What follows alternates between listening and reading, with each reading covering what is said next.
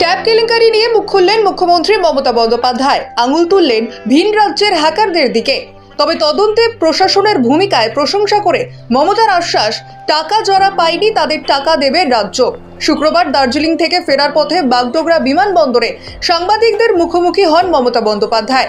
পড়ুয়াদের ট্যাবের টাকা চুরি নিয়ে সাংবাদিকদের প্রশ্নের জবাব দেন। বলেন, ট্যাব নিয়ে সিট গঠন করা হয়েছে, এটা প্রশাসনের কাজ, প্রশাসন করুক, এটা মিডিয়া ট্রায়ালের ব্যাপার নয়। তার দাবি, মহারাষ্ট্র রাজস্থানের প্রকল্পের টাকাও হাইজ্যাক করা হয়েছে। রাজ্য প্রশাসনের প্রশংসা করে মমতার দাবি, আমরাই একমাত্র এই গ্রুপের 6 জনকে ধরতে পেরেছি। আমাদের প্রশাসন যথেষ্ট স্ট্রং, রাফ অ্যান্ড টাফ। 6 জনকে গ্রেফতার করেছি, বাকি যা করার ওরা করবে। পূর্ণিমার দিন আমি আপনাদের সকলকে, সকল গুরুদের আমার প্রণাম জানাচ্ছি। আমার গুরু হচ্ছে মামাটি মানুষ। আমি প্রণাম, শ্রদ্ধা, সালাম, জোহার সব জানাচ্ছি।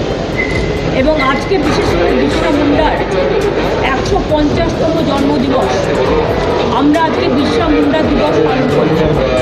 এছাড়াও আজকে গুরু নানকের জন্মদিন। আমি গুরু নানকজিকে আমার প্রণাম জানাচ্ছি এবং আপনাদের সকলকে বলি, আমার সকল ভালো হয়েছে।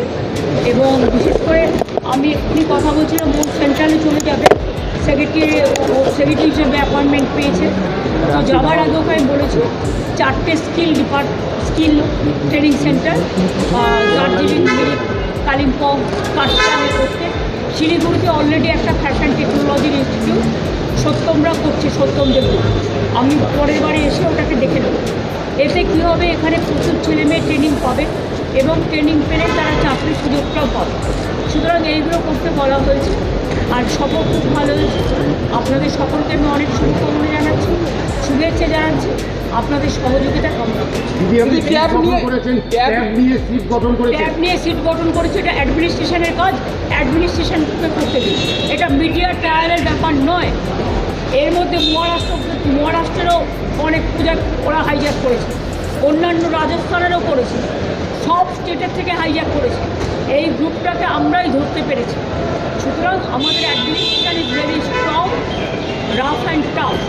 তারা অলরেডি 6 জনকে অ্যারেস্ট করেছে, সিট গঠন করেছে, বাদ বাকি যা যা করার করবে।